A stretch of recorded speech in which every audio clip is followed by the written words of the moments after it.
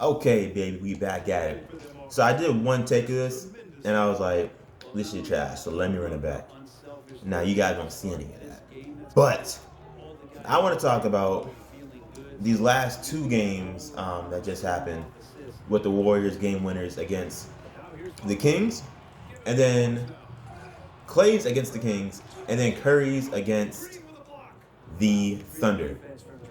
Now, when I was thinking about this, I just kind of had a little flashback because I was thinking about the Oklahoma City Thunder, and I was like this team used to be like the team, back in 2014. I mean, even in 2012, even 2011, all the way to like 2015, 2016, when KD decided to dip, right? That was a green, by the way. But, like, man, because it was the Westbrook, KD, and Harden show. And then it turned into the Westbrook and KD show. And even before KD left, it turned into the Westbrook show, which is why KD did, partially why he decided to leave. Take that as you will. I think Westbrook's great though. I think he's gonna thrive on the Clippers. If gonna continue thriving on the Clippers, even with Harden, I think it'll work out great. Go watch my last video on that. That was actually the first one that I posted. But to get into the Kings game, that one I saw the last half, and then the Thunder. I only saw the highlights, so I can speak a little bit on that, but not too much. But 2 days ago, Clay's game winner. What I noticed is that the Warriors love to go especially small against the Kings, and that's because Sabonis isn't particularly tall. He's tall, but for NBA standards, he's not crazy tall. He's not a Wemby. He's not a Chet. You're not going against a 7'2" guy. I mean, let's just look at his height. I think he's 6'11", 6'10", 7'1". Bro, 2K is lying. They still got KD at 6'9". They don't know what they're talking about. Sabonis is not 7'1". Look at him compared to like Jokic or someone. He's a little bit shorter. Like Draymond's like a few inches shorter than him. I think Sabonis is around 6'9", 6'10" at the most. Just the eye test. Just saying. And Green is about 6'6". And there's something I think the Warriors can really thrive at because we all know they love to do small ball, right? And small ball works 20 times better when you're going against another smaller team because you can't get abused down there. Which you can't get abused by Bruiser scoring, but you can still get abused in rebounds, which they did. This man Kevin Herter, every time down was just going down the lane, just snagging them mofos. Like he's 6'7". That boy can hoop. I really underestimated him. He can hoop. He was splashing, running around, grabbing rebounds over people. I'm like, yo, who is this white kid? But nah, Herter's really good. I'm actually a fan of him now. It's crazy. But Fox was out, which did hurt the Kings a little bit. But they say he was injured, some kind of sprain. Not really sure. Either way, hope he recovers well. But I started watching at the late third, and it was just a back and forth the entire game. Curry would hit a layup, Sabonis would hit a pop shot. Davion Mitchell would do something, whatever he does. He's decent. Wiggins really struggled. He's been weird this season. Hopefully he gets that together, seeing as he's the Warriors' second best player. It's crazy to think about. He's the second best player. Damn sure not playing like it. Klay's playing like it. But for the meantime, we'll have to see. So a back and forth game after the second half. And then we get to the fourth quarter. Same thing. I think the Warriors might have taken at most a 5-point lead. And then the Kings would just catch right back up. And this is where it really got intense. So Sabonis hits this beautiful, lucky ass shot. Yes, that shot was lucky. He was standing at the free throw line, and then he puts it up, but he hits backboard. I'm damn sure he didn't do that on purpose. When someone hits backboard on a 3-point shot, and you're like, okay, You made it, but that shit was lucky. That's a, that's exactly what I thought. In the moment, I was like, that lucky ass shot. That's crazy. And I was like, ooh, ooh. There's gonna have to be a game winner. Like, this game comes down to this next possession. And then what do you see? You see Curry bring it up half and gets doubled immediately.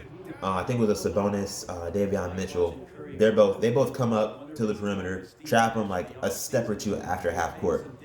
So then Curry, he dishes it out to Draymond. And then Klay is coming around from the corner, wraps around to the free throw line, catches the ball a little bit before, takes a dribble, step back, and mind you, Klay's 6'7".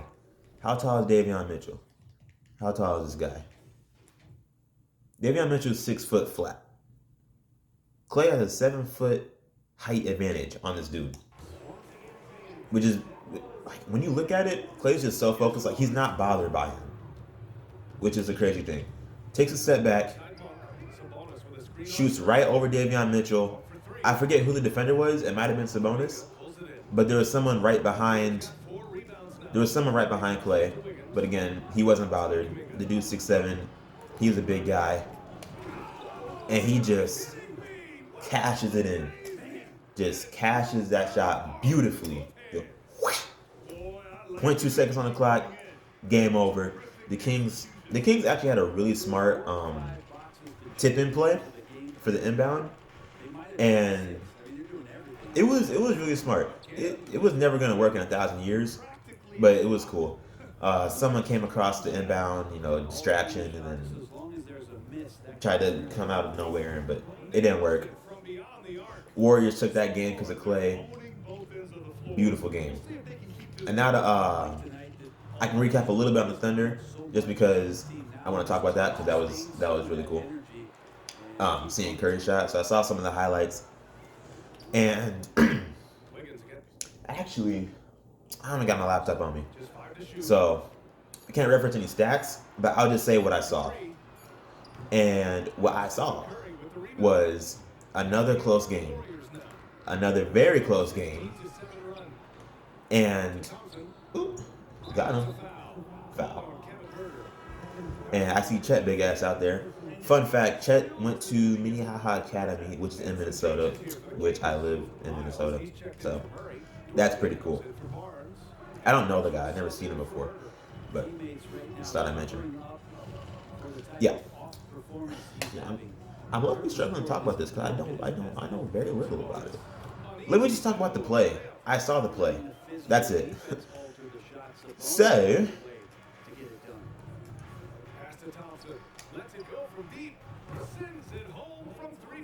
So, we see Curry. There. He's bringing up the ball. Little goes on the right side of the court, driving to the rim. I'm gonna challenge that call. That was BS. And he does his classic scoop layup. Back in 2015 when it got popular, dude would just go all the way up in the air. And he does that. He kind of angles his body to get away from the defender next to him on the side of him, and then Chet is by the rim, and he launched that thing up to almost the top of the backboard. And if you watch the play in slow motion, you see that Chet, his 7'4" self, with his arm fully extended, jumping, nearly touched the top of the backboard, or matched the height of it. That's how tall he is and how high he jumped.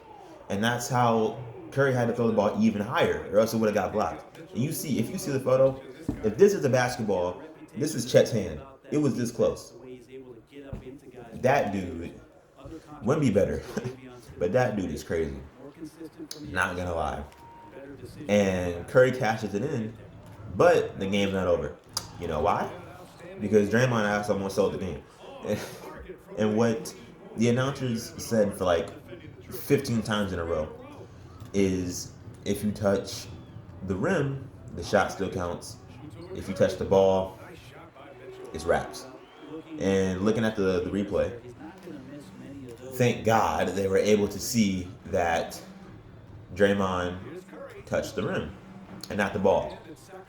So, after reviewing on the play, the ruling on the court is overturned. The shot is good, and Curry gets the game winner with, again, 0.2 seconds to go. We all know it's wraps. Beautiful game winners from Klay and Steph. I'm feeling really good about this season for them, honestly. I mean, what are the Lakers going to do? No. Let me not hate. I'm a Lakers fan. I'm just playing. I'm not. I like LeBron, though. I like LeBron. Anyhow, we're going to wrap it up there. Hope you guys saw both those games because those were great games. And continue having the day that you're having. I don't know how it is. I don't know what time it is. But good afternoon. It's probably afternoon, statistically speaking.